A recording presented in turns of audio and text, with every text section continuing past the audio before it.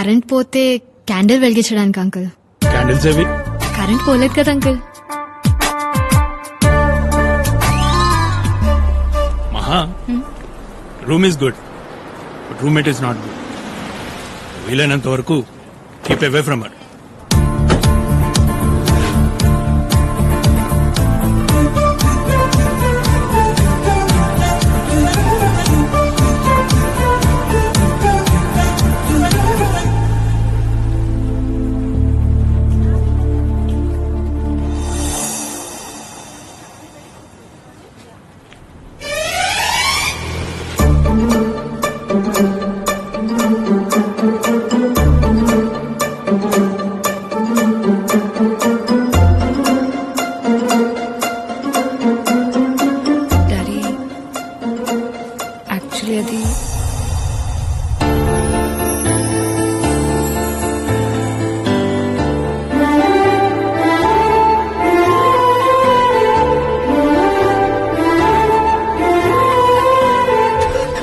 We move.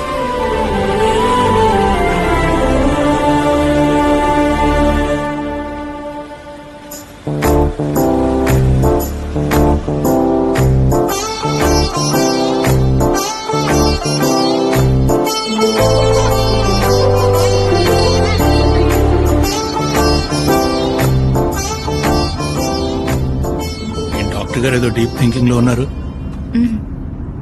PG entrance గురించేగా. Don't worry Maha, నీ మీద నమ్మకం ఉంది. You're the best. అక్కడ వేలలో ఒకరికో ఇద్దరికో సీట్ వస్తుందని మీ అమ్మ టెన్షన్ పడుతోంది.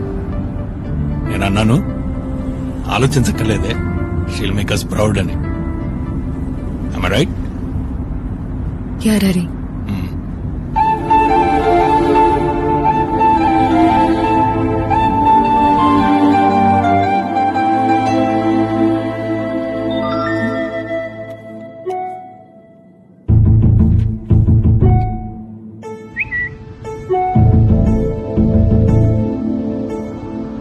ఏంటి శ్రేయా ఘోషల్ సైలెంట్ గా ఉంది, వెళ్ళలేదా ఇంకా ఏఆర్ రెహమాన్ని కలవడానికి?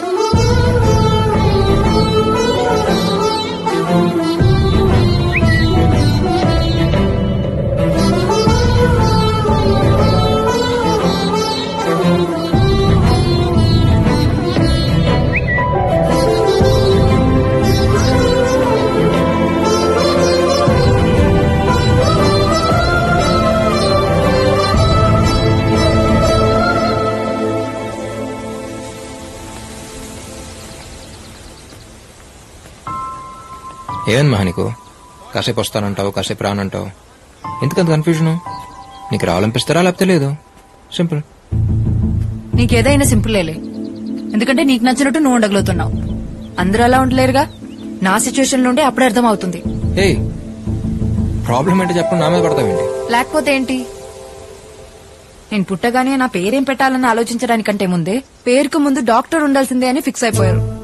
అన్నప్రాసన రోజు అన్నిటితో పాటు స్టెథోస్కోప్ కూడా పెట్టిన ఫ్యామిలీ మాది. నా బ్యాడ్ లక్ కాకపోతే అన్నిటిని కాదని స్ట్రైట్ గా వెళ్లి స్టెథోస్కోప్ ని పట్టుకున్నానంట. కర్మ కర్మ. ఇంట్లో ఆల్మోస్ట్ అందరూ డాక్టర్లు, ఇంజనీర్లే.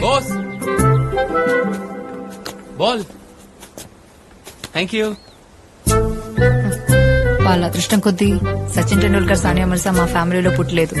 పుట్టుంటేనా సచిన్ ని ఇంజనీర్, సానియా మిర్జా ని డాక్టర్ చేసేసి ఉండేవాళ్ళు మా వాళ్ళు. వాళ్ళకి కావాల్సింది నేను డాక్టర్ అయి పేషెంట్ చేపట్టుకోవడం, కానీ సింగర్ అయి చేతో మైక్ పట్టుకుని ఒక్కసారైనా పాడాలన్నది నా కల. అభి వాళ్ళకి నచ్చినట్టు నా లైఫ్ ఉండాలనుకోవడం తప్పనట్లేదు.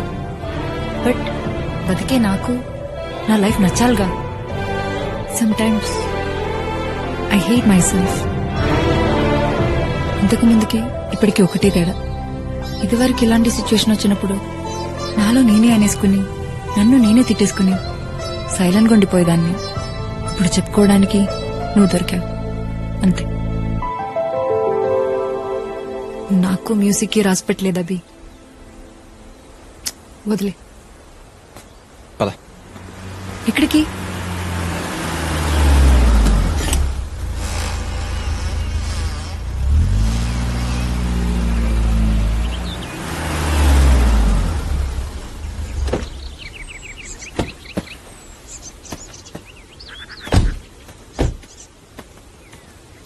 అభి నిన్నే ఎక్కడికి తీసుకొచ్చావు?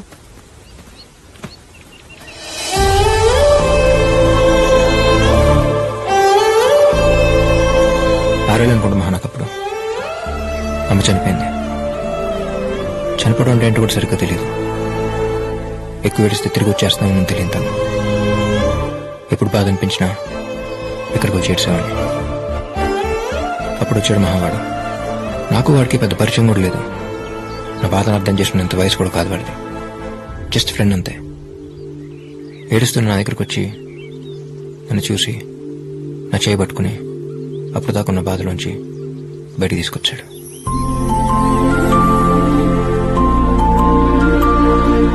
లైఫ్లో ఇంకా బయటపడలేనేమో అనుకున్నాను. అంత సింపుల్గా బయటపడతాను అనుకోలేదు. ఆ తర్వాత సిచ్యువేషన్తో కంపేర్ చేస్తే ఏదైనా సింపుల్గానే అనిపిస్తుంది. నీ విషయంలో కూడా అంతే. డాక్టర్ అంటే 24 గంటలు హాస్పిటల్లో ఉండక్కర్లేదుగా. రోజుకి 8 hours అంతే. నీకు నచ్చినట్టు నువ్వు ఉండు. Lifes all about balancing Maha. అవును, ఇందాకేమన్నావు? I hate my సెల్ఫా.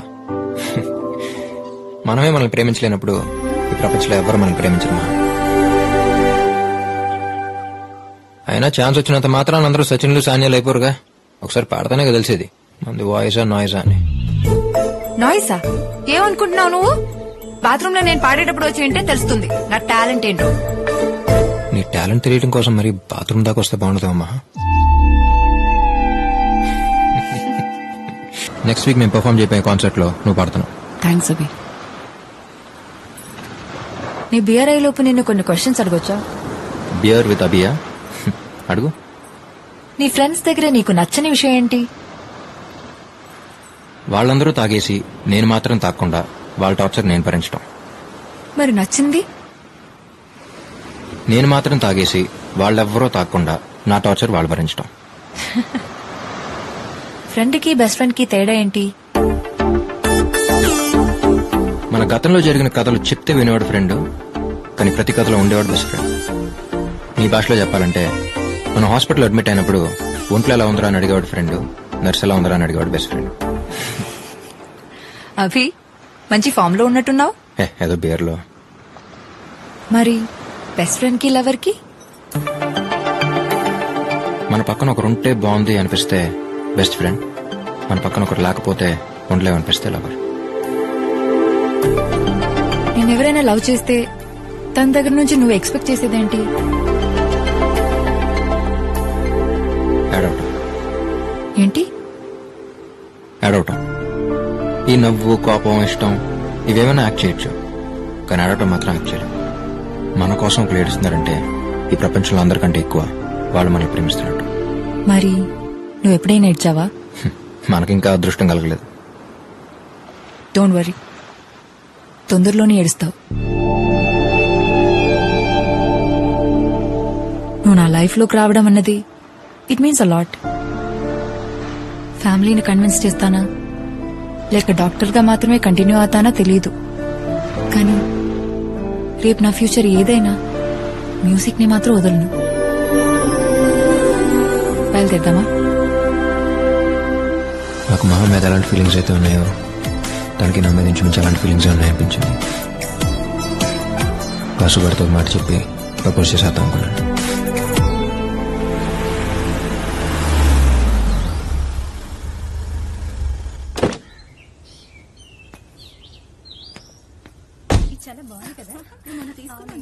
రాబి, ఏ వాడొస్తేనే కానీ ఇంటికి దారి కనబడదా నీకు? ఎక్కడ మాడు? Thanks Ramya. Hi Abhi. Hi uncle. Hi. రే రే, ఏంట్రా సడన్ గా చెప్తే స్టేషన్కి వచ్చేవాడుగా. ప్రాజెక్ట్ ముందే అయిపోయింది బాబాయ్, అనుకోకుండా బయలుదేరి వచ్చాను.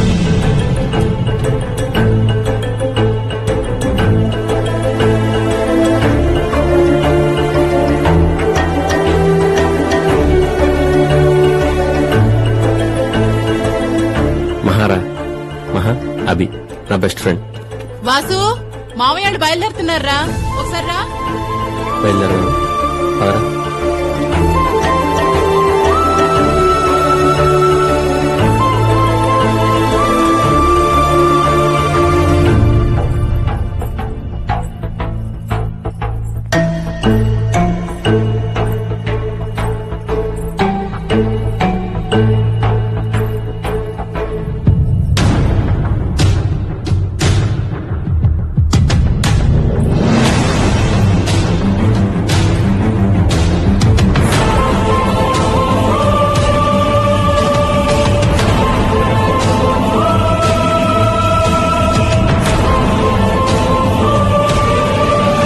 ఎలాగో ఆడికి 2 నెలల్లో ఉద్యోగం వచ్చేస్తుంది.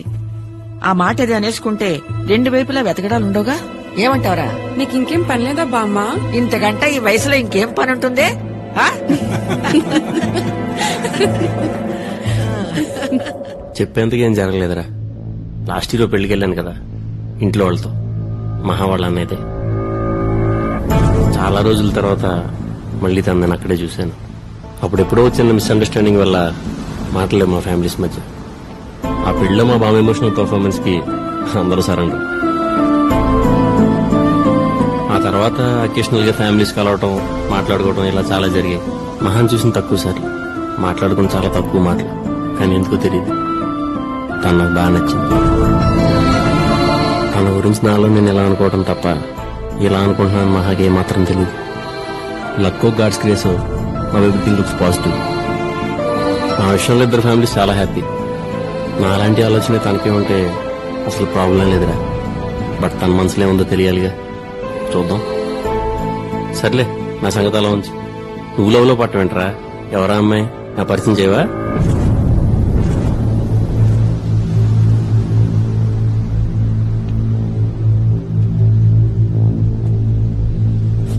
ప్రొద్దున పరిచయం చేశా కదరా, నేను లవ్ చేస్తుంది మహాన్.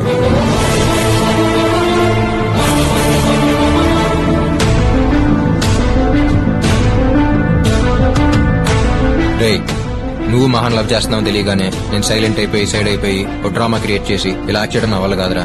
పైగా నీతో నేను ఫేక్ గా ఉండలేను. అయినా ఒక అమ్మాయి అందంగా ఉందంటే 2-3 వెంట పట్టడం కామన్. తనకు నోకే చేయగానే మిగతా వాళ్ళు సైలెంట్ అయిపోట్లా. ఇది అంతే. కాకపోతే ఏంటంటే ఇక్కడ 2 ఫ్రెండ్స్ అయ్యాం, అంతే తేడా. అంటే తనంటే ఇష్టం అని మహాతో చెప్పేసేవా? ఏదైనా ఫస్ట్ నీకే కదరా చెప్తాను. తనకు నేనంటే ఇష్టం అని తెలుసు, కానీ అది లవ్ అని కాన్ఫిడెంట్ గా నేనే చెప్పలేనురా. ఇంచుమించు ఇద్దరు సిచ్యువేషన్ ఒకటే. తన మనసులో ఏముందో తెలియాలంటే ముందు మన మనసులో ఏముందో తనకు తెలియాలి. అయితే ఇప్పుడు ఏం చేద్దాం? చెప్పేద్దాం.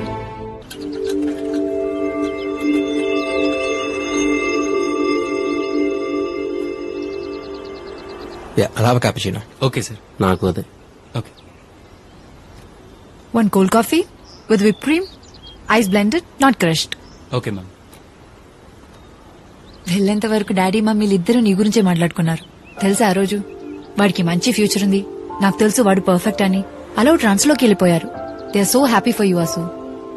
అసలు అనుకోలేదు మీరిద్దరు ఫ్రెండ్స్ అయి ఉంటారని. It's a small world. అవును, ఏంటి సడన్ గా కలవాలన్నారు?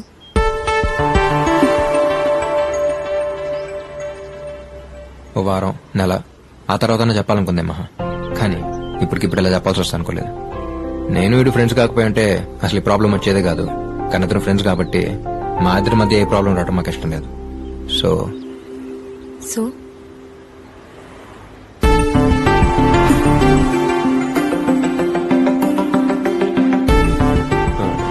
ఏంట్రా ఇప్పుడు నేను పక్కన రే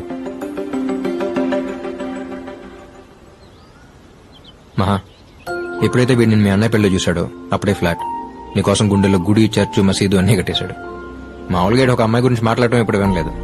అలాంటిది ఎంత ఫీల్ అయి మాట్లాడింది ఫస్ట్ టైం నీ గురించి. బయటికి చెప్పట్లేదు కానీ హి లవ్స్ యు లాట్.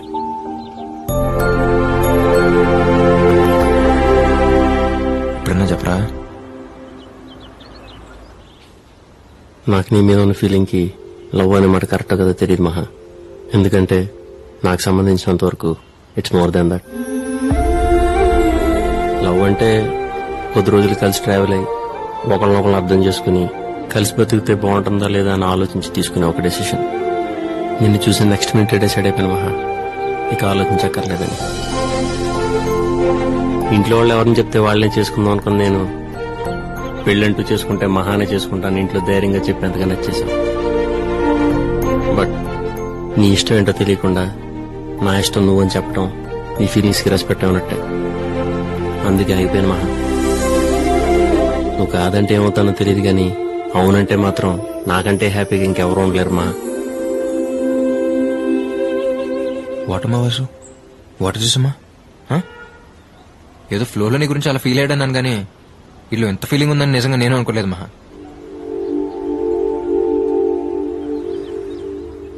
నాకు మా ఫ్రెండ్షిప్ తప్ప ఇంకో ప్రపంచం తెలియదు మా. లైఫ్లో అన్నిటినీ క్యాజువల్గా తీసుకుని నేను సీరియస్గా తీసుకుంది వీడిని, తర్వాత నిన్నే. మనం అలా యాక్సిడెంట్తో కలవటం, ఇద్దరికి మ్యూజిక్ ఇష్టం అవటం, ఈ ట్రావెల్లో నాకే తెలియకుండా కనెక్ట్ అయిపోవడం, ఇదంతా నాకు కూడా కొంచెం కొత్తగా అనిపించింది. వీడు వచ్చాక వీడితో మాట్లాడి నీతో చెప్దాం అనుకున్నాను, కానీ ఇలా వీడితో పాటు నీకు చెప్పాల్సి వస్తా అనుకోలేదు. జనరల్గా ఒక అమ్మాయిని చూడటం, వెంటపడటం, తనే లైఫ్ అనుకుని బతికేయడం, ఇదంతా టైం వేస్ట్ అనిపించేది. కానీ ఎప్పుడైతే నిన్ను చూశానో నీకోసం అంత టైం వేస్ట్ చేసి అనిపించింది. మనకు ఒకరు ఎంత నచ్చారో చెప్పగలిగితే అది ఇష్టం. ఎంత ఇష్టం అని చెప్పలేకపోవడమే ప్రేమ. చెప్పలేనిది ప్రేమ నాకు అంటే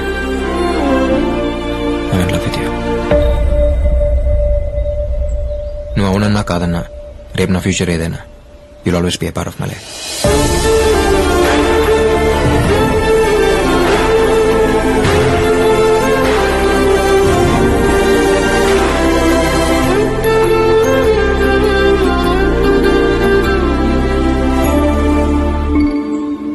మహా, మేము చెప్పాం కదా, నువ్వు వెంటనే ఏం చెప్పక్కర్లేదు. Take your own time. నీకు ఎప్పుడు చెప్పాలనిపిస్తే అప్పుడే చెప్పు. నీ అంతటి నువ్వు చెప్పేంత వరకు ఈ టాపిక్ గురించి నీతో అసలు డిస్కస్ చేయం. ఏంట్రా వాసు, మంచి ఫామ్ లో ఉన్నా? ఊరుకోరా. అది కదరా ప్రిపేర్ వచ్చావేంటి? లేదు బాబాయ్, ముందు చెప్పండి, నేను ప్రిపేర్ అయ్యండిగా.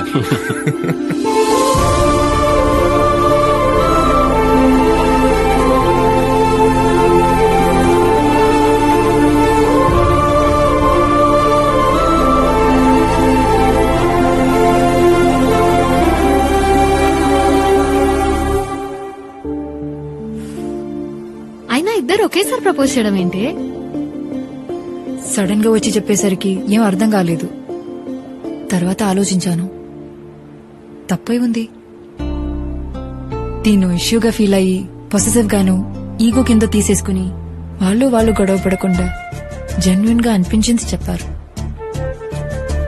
వాళ్ళు ఫ్రెండ్షిప్ కి ఎంత రెస్పెక్ట్ ఇస్తున్నారో నా మీదున్న లవ్ కి కూడా అంతే రెస్పెక్ట్ ఇవ్వడం నాకు చాలా నచ్చింది. ప్రేమించే వాళ్ళు చాలా మంది ఉంటారు ఉషా, కానీ అర్థం చేసుకున్న వాళ్ళు దొరకడం చాలా కష్టం. ఆ విషయంలో వాళ్ళిద్దరూ ది బెస్ట్.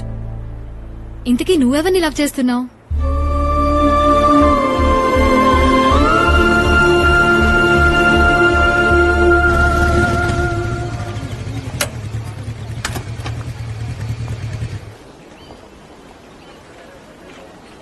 అమ్మిచ్చిరమ్మంది. ఏమైంది మహా? డాడీ వాళ్ళ గురించి నీకు తెలిసిందే కదా వాసు. 2 days లో కాన్సర్ట్. నేను మ్యూజిక్ ట్రూప్ కి వెళ్ళడం వాళ్ళకి తెలియదు కాబట్టి ఇప్పుడు దాకా ఏ ప్రాబ్లం లేదు. ఇప్పుడు కాన్సర్ట్ పర్ఫార్మెన్స్ అంటే డెఫినెట్ గా తెలిసిపోతుంది. ఎలా రియాక్ట్ అవుతారో అని చాలా టెన్షన్ గా ఉంది. ఈ టెన్షన్ లో నా మైండ్ అసలు పాడడం మీదకి వెళ్ళట్లేదు. నా కళ నిజమవడానికి నాకు వచ్చిన ఫస్ట్ ఆపర్చునిటీ ఇది. రేస్ లో పరిగెత్తుకుంటూ వచ్చి ఫినిష్ లైన్ ముందు ఆగిపోయినట్టుంది నా సిచ్యువేషన్.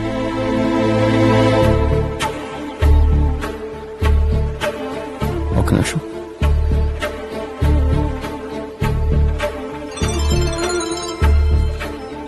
నా మావయ్య, నేను వాసుని. వాసు,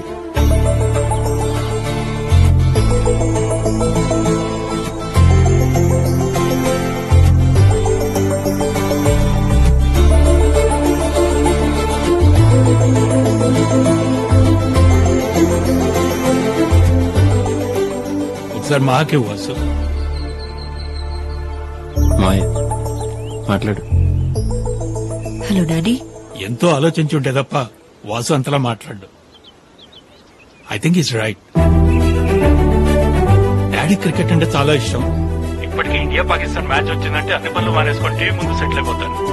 ఆ క్రికెట్ ఎలాగో నీకు మ్యూజిక్ ఎలాగా. గో అహెడ్ నాన్న. Thanks dad. Good luck.